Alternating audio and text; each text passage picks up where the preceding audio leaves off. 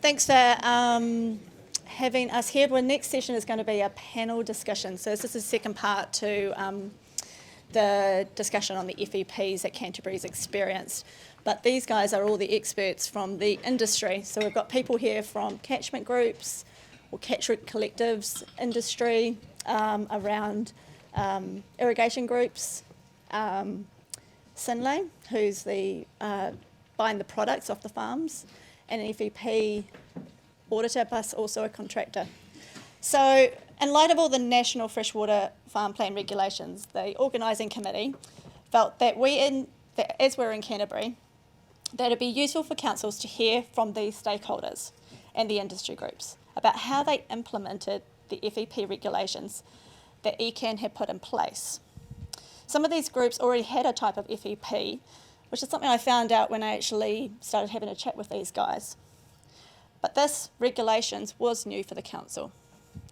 So we've gone and asked these guys, how did they actually work with ECAN to implement these freshwater farm plans, regulations? What went well, what didn't? And what's the message that they'd like to leave with you guys to help you on your journey now in this freshwater farm plan space? So the first person we're going to hear from is Dave Lucock. He's a director, farm system consultant and researcher at Agri-Business Group. Over the years, David has been involved in farm researcher groups benchmarking to compare different farming system types, as well as implementing and auditing farm environmental plans. He is currently the chair of the Audit Reference Group at Environment Canterbury, or ARG, and is assisting MFE in the implementation of freshwater farm plans. Dave. Thank you, Meredith. Yes, I thought a bit of lens, or where I'm coming from, is grew up in and around Christchurch, farmed for 20 years through Hawke's Bay, Wairarapa, Waikato, and then midlife crisis degree research, and then went down with Sue Cumberworth, Claire Mulcock to South Canterbury in 2011, 2012, and started what became the self-audited farm environment plans, where we went through with farmers, groups of farmers, and we helped them understand the why, showed them the how, and in true of the way I work, got them to do most of the work. That then got them to get ownership in what they did. We rolled that system out in another irrigation scheme, and then we helped other irrigation schemes across Canterbury just in the evaluation processes, nutrient budgeting, farm environment plan writing, and things like that. Also worked in a lot with ECAN, and it's good to see some of the people who were in ECAN when I started, not knowing what the hell I was doing there. Julia was one, Judith another. Ian Brown was really awesome in the way he let us hang on to his coattails as we went across into Otago and watched to see how it was done. The things over this last 12 years I've learnt, and there's 4 key aspects. I've actually written them down because I will forget them. The really important stuff. Ownership by farmers in this is imperative for good results. If it's done for them, that's great. And a lot of the farm environment plans, they're about that thick. They're really, really good at stopping that window from rattling in the wind. But if you want them to actually do something, they've got to have ownership in them.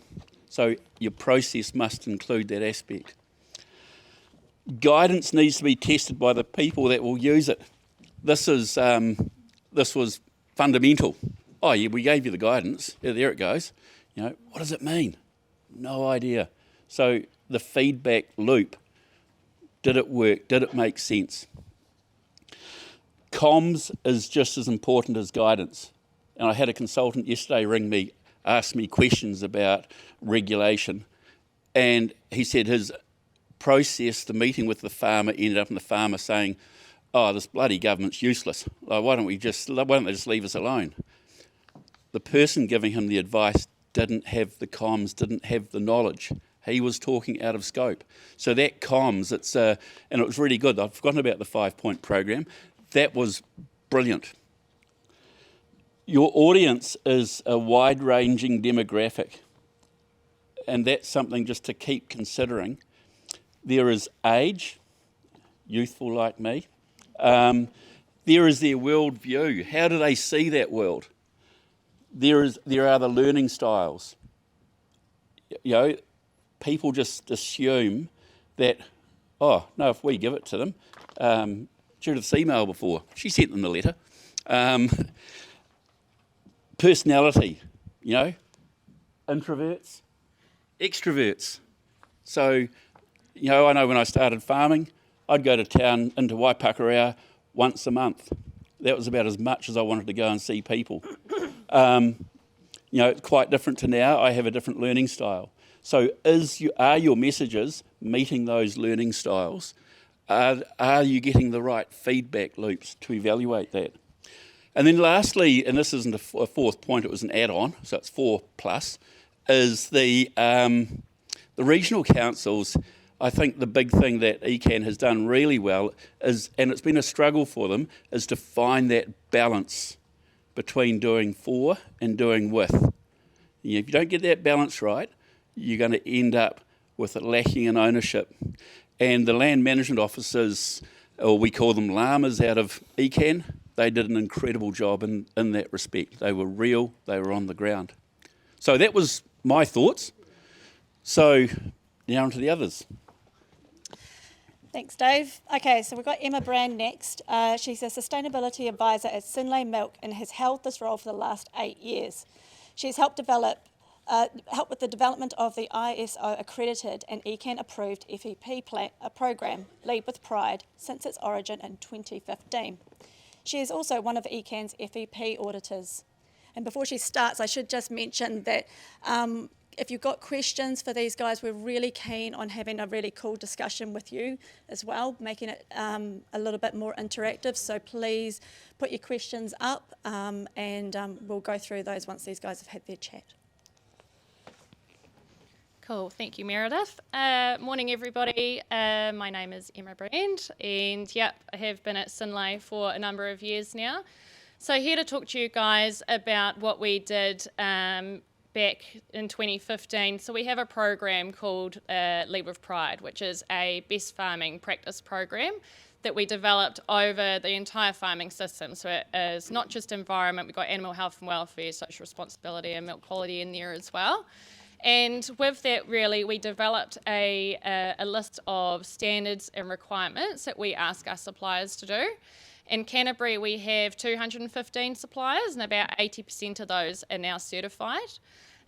We saw an opportunity back in about 2015 there when it was, right, we feel like our environment program that we're running within Lead with Pride also aligns with what ECAN had in Schedule 7, the Land and Water Regional Plan. With that, we worked alongside with ECAN to say, right, can we actually get this over the line with FEPs? FEPs for us, or what we were trying to do with Lead with Pride, is farmers, the last thing they want to do is do things twice, if not twice, multiple things. And so for us, it was really important that we could get rid of that duplication. So that's why we tried to be like, right, if you're Lead with Pride certified, therefore you're ticking the box of your farm environment plan with the audit that you do with Lead with Pride. And that was really, really important with us, and farmers saw value in that. With Lead with Pride as well, it was more of it was interesting in the talk before that we were kind of encouraging people with carrots rather than sticks. That was also really important to have that engagement that Dave was saying. You need to have buy-in, otherwise, yes, it will just get shoved in the dairy shed office drawer and gather dust. So for us, it was important that if we gave out payment initiatives and we were able to give and pay incentives on top of their milk price for doing Lead with Pride, that was how we were getting the extra buy-in. Of course, that's not going to work everywhere, and potentially with freshwater farm plans coming in, but it is a way of getting there. With working with ECAN, I can't stress enough that from a council perspective, like our relationship with ECAN, I would like to say to the ladies that are on my left, I would hope that it's a really good relationship that we have. I can't stress that enough. If you don't have buy-in from your larger industry members within your councils or your regions, it's just going to be a roadblock for you. Like, you need to be able to, and it's not just Synlait going to ECAN, we work together as a whole dairy collective as well. Like the dairy companies, we all meet up once every 3 months and we have discussions, and ECAN's involved in that, and that's really important for us. Our program is independently audited by Assure Quality, so that we make sure that we've also obviously got that independence, and it works that way as well.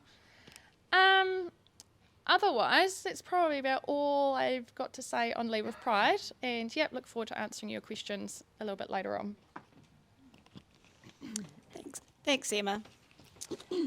So the next person is Julia Crossman, who currently works as the Environmental and Regulatory Manager at Opuha Water Limited, an irrigation and infrastructure company in South Canterbury. Julia has been in the role for nearly 10 years, following 9 years in land management and planning at ECAM. Her role includes the oversight of the OWLs. What does that mean? Opuha Water Limited environmental programs related to their farm environmental plan, systems, consents, compliance, planning, policy and water quality. These FEP programs have been in place for about 10 years, and the company continues to actively support shareholders in developing and updating the FEPs, coordinating independent audits and facilitating training opportunities. Thanks, Julia. Thanks, Meredith. So just to give you a bit more background around about Opuha Water Limited. So as Meredith said, we're irrigation and infrastructure company in South Canterbury. We own and manage the Opuha Dam, and then we augment the river downstream for environmental flows, irrigation and community supplies. We've got about 240 shareholders and cover around about 16,000 hectares, mixed land use, about 60% dairy support, and then the rest of it is sheep and beef, arable, hort, and a reasonable amount of lifestyle as well. So Opuha Water initiated its Farm Environment Plan program with Dave and his colleagues back in 2013. As part of the audited self-management system. So that sort of predated the Land and Water Regional Plan requirements. And I guess it was part of Opuha Water wanting to take ownership and responsibility for, I guess, the resources that we use and our impact on the environment through the use of those resources. And it was also, I think, Joe, you mentioned about, the fear around farmers. So it was about reducing the fear, trying to help them along the process. So we kicked off with a pilot study or a pilot program back in 2013. 10 farmers, just to trial a few different things, whether one-on-one or workshop approaches worked better. And we went down the one-on-one approach.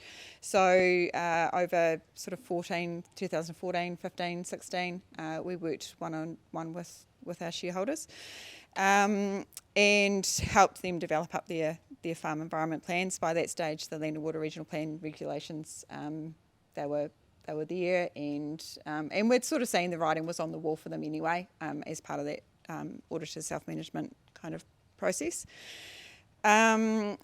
So we targeted our sort of highest risk, largest properties first, so especially those that had, the original trigger was an N loss of 20 kilo of N per hectare per year, and then through PC7 that then changed to 50 hectares of irrigation, which Jude talked about earlier. So we were certainly targeting them now, and on the books we've got about 110 farm environment plans amongst our shareholders. As I said before, we've got quite a few smaller shareholders now, so they don't actually trigger the need for a land use consent or a farm environment plan. So our efforts have certainly gone to the higher risk properties.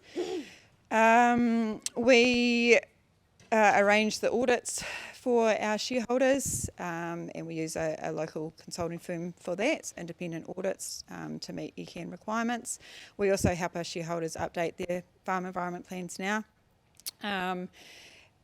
Pre-audit, we ran what we called a pre-audit program before the formal audit requirements came through the Land and Water Regional Plan. Again, just to reduce the fear of what that meant, we ran a bit of a trial where we brought a contractor in, and he kind of ran through what the audit would look like for our shareholders, and it was a bit more flexible in terms of being able to provide advice and that sort of thing, a bit more flexible than what auditors are able to be now. So yeah, it was really around being able to help our shareholders be able to demonstrate that they are using the land responsibly. We're 100% shareholder owned, so Opuha Water is our shareholders, so we need to make sure that they are doing what they need to do. We run a sort of education training program as well. So a lot of that has been focused on irrigation management, but as the audit results come through, we're looking at trends. What are the things that that the auditors are picking up, and what do we need to focus the education on? We also have a bit of an incentive program, so our A audits, those who get A results, the audits are fully funded by Opuha. B's partially funded, C's and D's, they are at the shareholders' costs. And we also do a bit of an award system, so nursery vouchers for those who get A's, and we're in the process of developing a bit more of a merit system as well, so we can actually identify those who are doing well in each management area. Engagement has been good from our shareholders. Certainly, I think being kind of going out before the Land and Water Regional Plan it came through in the regs, we could take a bit more of a soft approach, but that meant that we could take our shareholders along on the journey. Yeah, that's probably about it. Our relationship's been good with ECAN in terms, especially in the land management and biodiversity space, especially when ECAN, Ju mentioned again before about the follow-up of those who needed the land use consents. We sort of worked quite closely with the land management advisors at that point, just to really prompt those who were dragging the chain a bit and get them over the line. Probably key take-homes. The farmers absolutely need to have the buy-in into the process. They need to take responsibility and ownership for it. And we've been quite clear on that as a scheme. We're not there to do their job for them. We're there to help them. And I guess it's that how far into the farm gate do you want to go? We're not there. We're not in the business of telling our shareholders how to farm. And we're just saying at Monete, actually, it's more, I sort of see it as a bit of a coaching kind of exercise, actually drawing out of them as opposed to telling them what they can be looking at on their properties. A couple of other points. For us, it was sort of having quite resilient and robust databases and sort of IT systems behind it has been really important, and it has evolved over time. We're probably on our third system now, and I think this is one we'll keep. Hopefully it integrates with the freshwater farm plan system.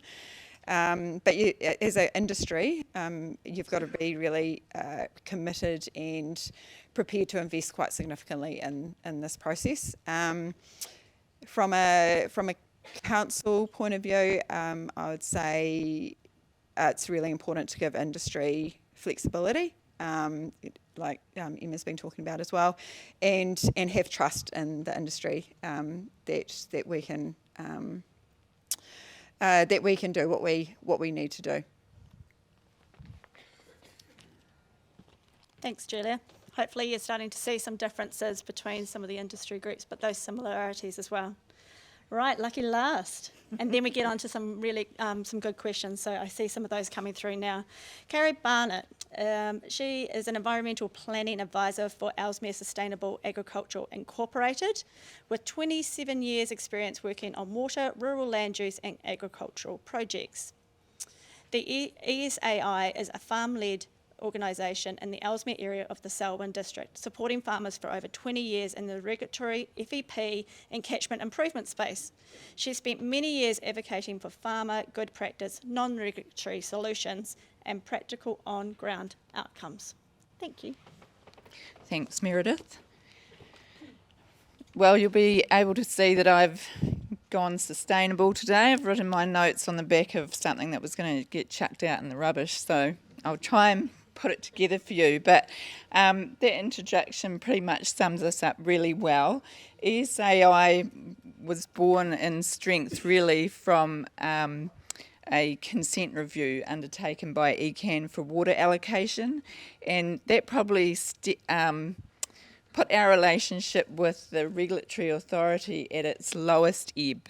It was awful for the farmers and it was awful for ECAN, and I'm most happy to say that now we are in a much positive space, and we work really hard as a catchment group to foster those relationships with the people that we need to. So that's ECAN and these players here, our industry group partners. So for FEPs, we've found that the really key things for us has been great pre-implementation consultation. So that's really building on what Judith said earlier.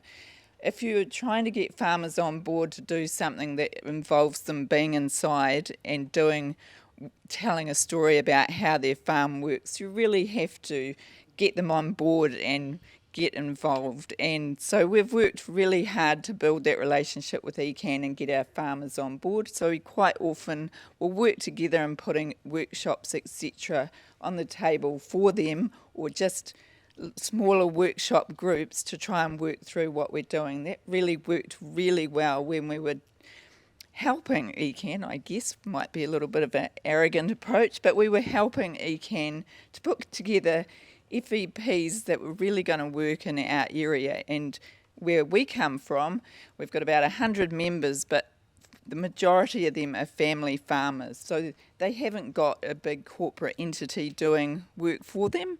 They're basically doing it themselves. So they wanted to buy into their FEP and largely write it themselves. That's a good way a farmer's the expert in their area, so why would they not write their own FEP? So we work really closely via this consultation during that. One of the key things I think as a planner to get across to you in a farming context is that there's consultation and there's consultation. And we all know now that just getting up in front of an audience of farmers and saying, this is how it's going to be, is not consultation. So we've worked quite well as a catchment group with our regulatory partners to come across and offer something that is really helpful in that context. And it ends up usually in really good outcomes that are practical and useful and not too time consuming nor expensive. Following on from that, our other key takeaway from our group was to be really careful about what rules you create around farm environment plans. And we saw that it would be most useful as if we could create a system that had FEPs that revolved largely around permitted rules, whilst we had people having to apply for consents to farm on nutrient management grounds. There was also really permissive rules created that allowed you just to have an FEP, and I'd hope in the future that freshwater plans might follow that context as well. And again, please don't start a planning process without doing that really hard pre-work of consultation and working with the various groups. That's one of the most key things to come out from our group, and test those provisions like Judith said. Previously, we worked hard to work with ECAN to try and test out land use consent application forms as well as FEP templates with some partners that we had that helped us along the way. And also a big bonus, we would say now, is to really look at what other non-regulatory options have you got to try and put in place not only freshwater frameworks, but the actual outcomes that you want to achieve, because regulation itself won't bring you the outcomes you desire. The other stuff going on is actually what comes and brings the results that you want to achieve in your catchment. And lastly, just following along from what everybody else has said, is just really working hard on building those relationships with the people that you're trying to work through with the FEP process. It's just about being nice to one another, basically, and taking on board. Why are we laughing? It's as simple as that. It's just appreciating that if you're a planner who has, well, like myself, I was brought up on a farm, but now live on a farm as well. But if I hadn't lived on a farm now, I couldn't possibly say that I confidently knew how to write regulations around farming, because it has changed enormously. And farmers are people that go out every day to try and solve problems. That's their life. And they want to be involved in a system where they can work through and say, okay, that was the problem that the government or the regional authority sent to us. This is how we want to solve it, and we think this can work this way.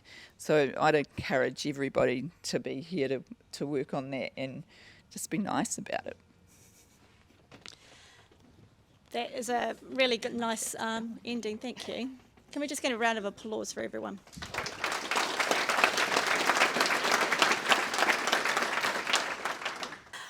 Just before we get into questions, I just want to say that from Environment Canterbury point of view, the relationships that we've got with these industry groups has been really important, and developing the regulations and working through with farmers has been vital for our success, and seeing some of those outcomes come through now and into the future as well. So really appreciate these relationships as well. Right, so thank you everyone for putting up your questions. I'm actually going to see if I can read them off my phone, but the top one up there, well, it sorts itself out as, what are the best environmental outcomes and behaviour changes that FEPs have driven so far? Who wants to answer that question? Brilliant, go for it. So for us, it's been quite good, but we're a bit different, being a voluntary program, I guess, from our perspective. But what we have seen is, like I said, we've been in a also fortunate position that we've been able to implement Lead with Pride as a carrot-giving system rather than a stick-hitting system. But with that, we have seen behaviour changes. So some examples of that could be like people may have not had soil moisture meters on farm, and now they do. They might have not have had standard operating procedures, now they do. They might not have gone on different trainings, and now they do. So we've been able to, and back again to what Dave said at the start, is farmers need context as to why that these regulations are being asked of them. If they don't have the context, they will fight. And and from our perspective as well, that we are also a bit unique, that my time resource for a farmer is free. So for me, it's been Synlait suppliers are quite, we'll put inverted commas around it, lucky that they don't have to pay for the assistance of the FEPs. And another one that we've done recently is in the hot topic of greenhouse gases. So we have a greenhouse gas mitigation plan as part of attached to our Lead with Pride program. And with that, depending on how many mitigations that they would do in the greenhouse gas plan, determines how much of an incentive they get. So it's been interesting that we've now had this going for about 3 years, and for the guys that were originally getting like 1 cent, they're now getting 3 cents because they're seeing the value in doing these things. And it's actually, we've also got to be mindful again that one, we've got to be practical and that it can actually work out, and two, we've got to be profitable. They've still got to be able to make money or not lose money by us trying to enforce them to do something. Yeah, a bit of a segue onto that, a great segue for my bit there. Back in the earlier days with the late Tony Davron, doing with the soil moisture monitoring and the researchy bit, was that we found there was quite a close correlation between good stewardship, profitability, and getting on the ECAN Christmas card list. So it's actually about keeping those cations in that A horizon of the soil, utilising them, and improvement. So that's been one we've seen right across, is people are more informed now than they were, and so that helps make better decisions for their business. Great correlation. And then the other one is if you fly over Canterbury quite low, you'll see all the plantings, you'll see the good stuff that's been done. The plantings, the native plantings, the biodiversity. So spend time for those outside Canterbury, and lots of money, and just drive around and have a look. Cool. To be honest, I was always excited about getting a industry Christmas card. Yeah. Julia? I think for us as a scheme, the biggest gains have been around irrigation management, irrigation scheduling, and the use of soil moisture metering. That's sort of monitoring that's certainly come through sort of very strongly in the last 10 years or so. And agree around the biodiversity side of things as well. One of the things I didn't mention is a bit of a bolt-on to our farm environment plans. We've also, in the last couple of years, done a sort of a separate biodiversity plan, and reasonably comprehensive. So we've had consultants go out and essentially walk the property with those shareholders and do quite an in-depth biodiversity plan for them. So I think we'll see the kind of the results of that kind of come through in the next few years as well. It's just really exciting. I'd quite like a different question. Okay. I'll see what I can find you. I saw one there that had my name on it, which was a question around what about compensation for people that had properties on the lake and had, they're at the end of our catchment, and how they're supposed to actually cope with cleaning up everybody else's mess. And I do resonate, perhaps the opportunity for compensation for those people or buyouts of land in certain areas is definitely a tool that could be looked at. Got a question here from Pam. Do you see impending freshwater farm plan requirements as a duplication of effort or adding to the value or integrating well into the Canterbury FEP system? Would you change anything? Well, it's a watch the space scenario, isn't it? I've just been having a talk with the ECAN representative about, is it a chicken and egg scenario? Should we be doing a revamp of our FEPs and creating a freshwater farm plan before the provisions in the regional plan catch up? And it's a double-edged sword, basically, and in some ways I would really like to think if we went down the track of having FEPs first, those with FEPs might be able to do a switch reasonably quickly and may be able to do it themselves. That's my hope. And that they come out with a much smaller document that couldn't possibly be used to plug up your gap in your window, and that we've got simply a set of plans that show the farm risks and some actions around those in some summary of record keeping, I guess, rather than the extent the FEPs are now. But the good thing is that if you've got a really solid freshwater planning framework and a document that reflects that, then hopefully the rules that should come out at the end of that are very permissive and not highly restrictive, and that we've come down a path that have created excellent outcomes. The risk then is that we don't end up with rules that have put another layer of consenting rounds and further restrictions and further changes required to your freshwater plans. So I'd like to see some really good consultation and get-togethers from all the industry groups and ECAN, etc., and the regional authorities, and perhaps the MFE even in that room, to hear what the discussions are, how it works, to come up with something that is really practical and delivers results. Yeah, the only thing I'd add to that, I think the biggest value I see in the freshwater farm plans going forward is around that catchment context. I think that's the thing that the Canterbury system is missing at the moment. It's very farmer based and quite individual. And when they can actually sort of take a step back and think about what they what the issues are for the wider catchment and how their farming operations impact on those bigger issues. I think that's when we'll see some real gains and some real environmental gains. I think that kind of whole thing around duplication, it would be disappointing to think that our shareholders will have a freshwater farm plan and a farm environment plan at the same time. And so there'll be a lot in that transition.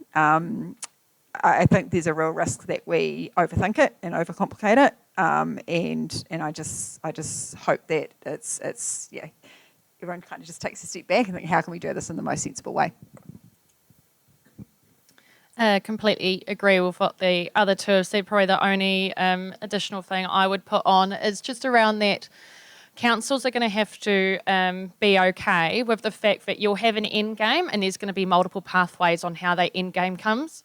So originally with ECAN, we had sustainable milk plans everywhere, and that was kind of the bulk what everyone did. And then all of a sudden you had irrigation schemes, dairy companies, a lot of other industries coming up with their own farm environment plans, but they all got to the same end game.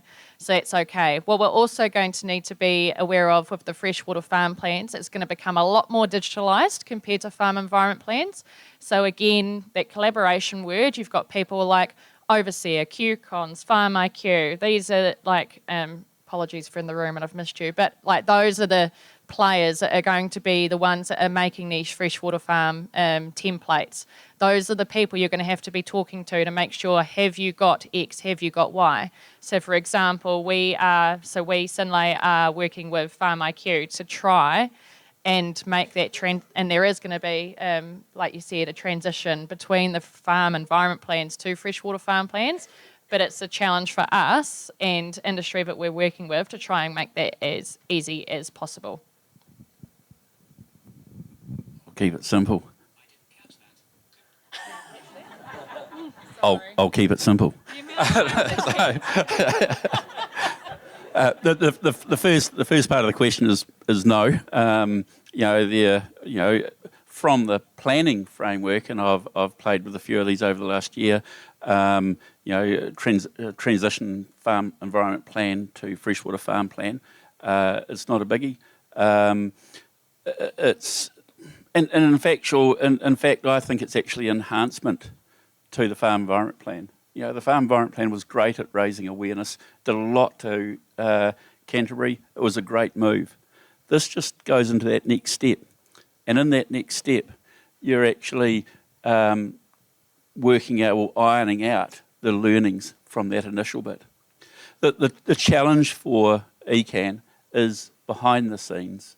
How do they work out how do they actually get it to connect, work out the evaluation, how's it going and all that sort of stuff. So that's where the work is. The upfront mahi, you can do it two ways. You can just link the freshwater farm plan process to Schedule 7, or you can stitch the catchment context at the front and the inherent vulnerabilities and the risks throughout an existing farm environment plan. No, in my humble opinion, no need for duplicate plans at all.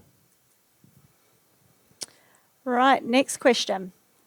What would be your top piece of advice, what to do or what not to do for councils planning to implement the freshwater farm plans? Top piece of advice. And Emma just told me to keep it simple, so I won't. I'll never listen to Emma. I think the realisation that you've got to have framework, but the farm, I'm trying not to say the word but, you've got to have framework, and the farm system is incredibly complicated. It's complex not because of all the variables of the different farms you're looking at, but it's the interaction of those variables.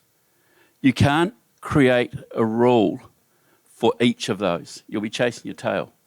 So it's really about that working with is going to be the bit that makes it easier. And I think that aligns with what Judith was saying this morning. And Gina. Again, just I'm going to keep it very short. Just the collaboration and making sure that you've got all the right people in the room before anything new comes out in particular. You just need to have, if you're ever going to try and bring something out, it's just great to get some feedback, just get feedback from industry, get feedback from farmers. Like, you just need to get all of the relevant parties it's going to be affecting in the room, and then you're going to get buy-in, and then you're going to get people that want to make progress with you.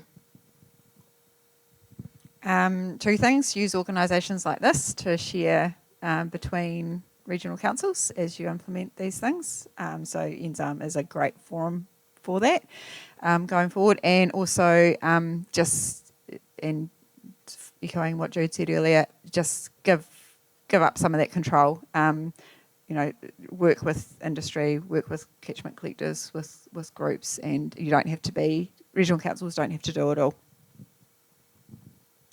I don't have anything further really to add other than just a little plug for the non-regulatory side of things. Yeah, really keep on the go with that stuff. Definitely agree with that one.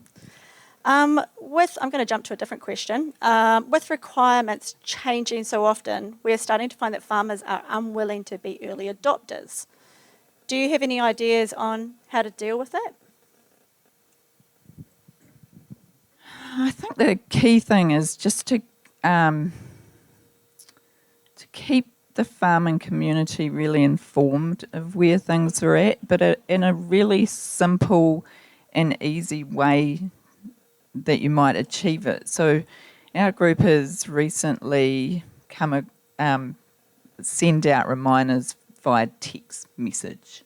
So it could be something as simple as that, as just sending a little text to all those people that might be within a catchment group. So connect with a catchment group, use the people that are perhaps representing farmers to be the ones that deal with getting the story out there, would be one suggestion. Yeah, I think some of the hesitation around being an early adopter is, especially at the moment, I find there's so much uncertainty within Canterbury, at a Canterbury level, but also with the national regs, and then you've got the, what's happening with the RMA and the NBA. So there's just nobody really knows clearly what the future is going to be, and so I can understand that hesitancy. As a kind of industry, we can act as a bit of a filter. So let's get rid of all the stuff that they don't actually need to know, and focus on giving them the key points. So I don't know if that really answers the question, but I think that's probably one of the hesitations around being an early adopter at the moment. Yep, totally agree. Clear communication, and like I said before, context. Like for us, we've had the program we've had for 8-9 years now, and of course it's changed over that 8-9 years. Like what we were first implementing and first came out back then, of course it looks completely different now, and that's been fine with that change as long as we've kept it practical and as long as we've given the why. Like that's the importance. So that's how we've managed to do that. I might even do a wee plug for a freshwater farm plans. Don't know here. I think one of the things, the opportunity at the moment is farmers have the opportunity to get in front of regulation. When I was farming on any of the farms I worked on, I knew I just didn't know enough to what sort of damage I was doing with the things I didn't know. But I think farmers today, they do know, well, if this is continually slipping, we need to be doing something about that. It's just, if you get in front of the regulation, and so that message is really important. And I think this is where the freshwater farm plan comes in. That process says, look at the type of land you have, look at the risk from your activities, and just think about that. Which much is made up of the water quality still not showing improvements like in Canterbury. Can you talk to the changes you've actually seen on farm with your farmers? Are they significant or not? Are you seeing changes with water quality? That's a great one to unpick in the 1.5 minutes. I've seen it in at the individual farm level at water use management, but then can you tie it to water quality when you're looking at diffuse contaminant influence? I think a really important one is also to unpick where there has been a lack in improvement in water quality and why.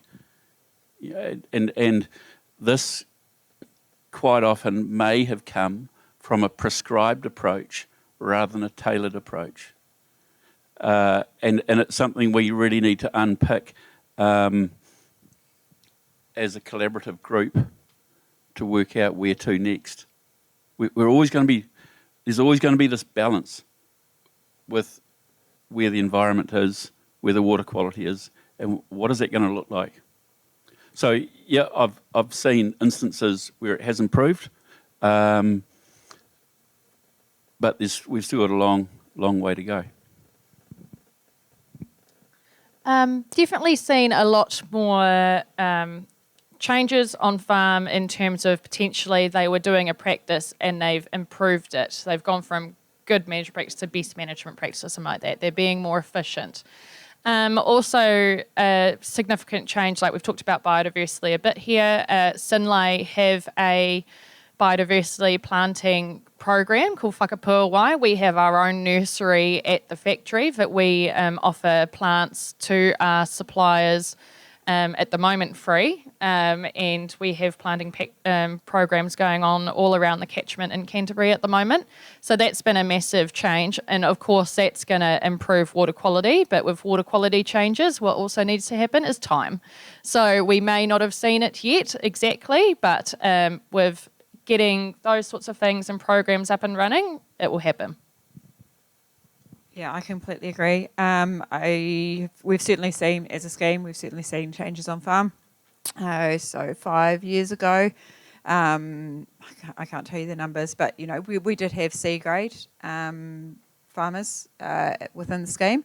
Now they're definitely a rarity. We might get one a year, and quite often it's around poor record keeping, as opposed to actually what's actually happening out there on farm. And as a scheme, no, I don't think we've seen significant improvements in water quality in the rivers and waterways that we interact with. There are around the biodiversity side of things, but also with reductions in nitrates that we will see in regulation that'll be required over the next few years, that might move things along. We're not dealing with within the Opuha scheme anyway. We're not dealing with a highly or significantly degraded catchment in the first place. Yeah, I just agree with Emma there that a lot of water quality stuff will happen, but it's not going to happen overnight, and it will take some considerable time.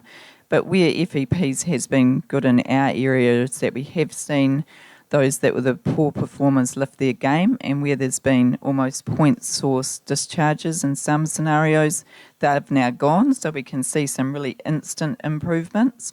But for those bigger issues of nitrate quantities in water, that is going to take time. But I'm fairly confident that that will happen, and that we've certainly got some really better practices happening because of FEPs. Thank you. So this is a doable question. Is this actually doable? Catchment groups engaged during the freshwater farm plan regulatory design process wanted to create catchment-based freshwater farm plans leveraging catchment group relationships. Have I read that right? Catchment groups engaged during the freshwater farm plan regulatory design process wanted to create catchment-based freshwater farm plans. Yeah, I certainly think it's doable. I think certainly your catchment group should be able to work together with the different agencies and come up with a catchment context. That's really key. We've already sort of started down that track, getting together with some other groups in the Selwyn district area and making suggestions for the regional policy statement review and developing what we think will be really useful freshwater management units. And I think our key for that at the moment is not becoming too finely consumed by creating really small individual catchments. I think the issue really is to make those sort of units big enough that they are actually useful and that you've got some sub-catchments within that can work together. So I do think it's doable. Yeah, I completely agree. I guess it's up to the regional councils to allow that to happen with those catchment groups. I am one of my side gigs, I guess, is I'm a facilitator for one of the catchment groups within the OP catchment, and it's certainly on their radar that they want to be actively involved in developing up that catchment context with the regional councils, so that that's where you get the buy-in in the first place, right? If they don't agree on the catchment context, their willingness to be involved in a freshwater farm plan that makes no sense to them is going to be pretty minimal. So I think it's actually really crucial. Yeah, I sort of looked at that question a slightly different way, me being me. Another way, could you create a catchment freshwater farm plan for all the people in that catchment? And I think the key, to answer that question, the key thing about the freshwater farm plan is it's tailored to an individual farm and the actions required from that individual farm. So whilst there's going to be similarities across freshwater farm plans in a particular catchment with CCCV and many, in some cases, inherent vulnerabilities, they'll still need to be tailored to that individual farm to get the benefits, the intent, the outcome that we need. So I've just been told by my timer that we've got 1 or 2 minutes left. So is there any final comments that you guys would like to make to the delegates on the space that we're coming into?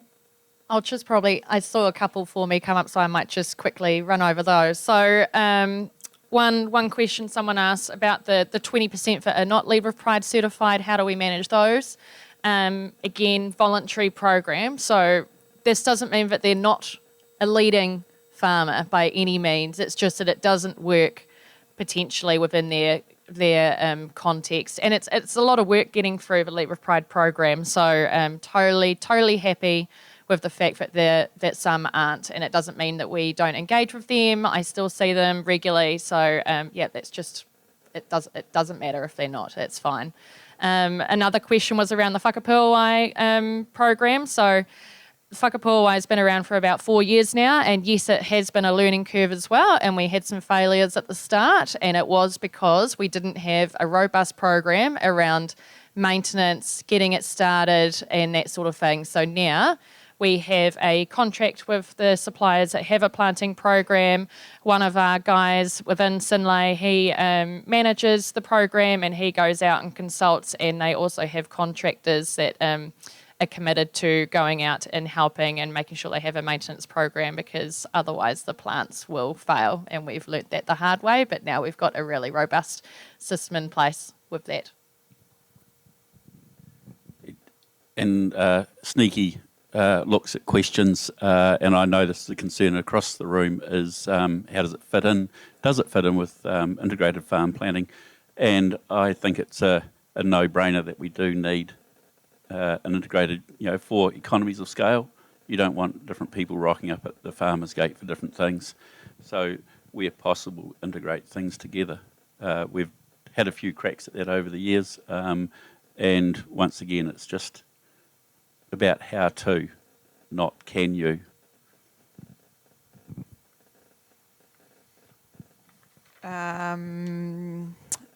Key piece of advice would be just work together, be be prepared to work with industry, to work with catchment groups, work with each other, use NZARM. It's a great forum to do that. Just collaborate.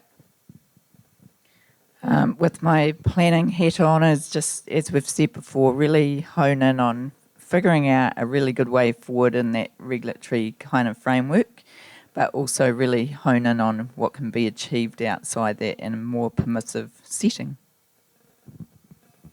Thank you so much for your time. Really appreciate it, and helping out all the councils in this really interesting space that we're in. Can everyone please give these guys an applause?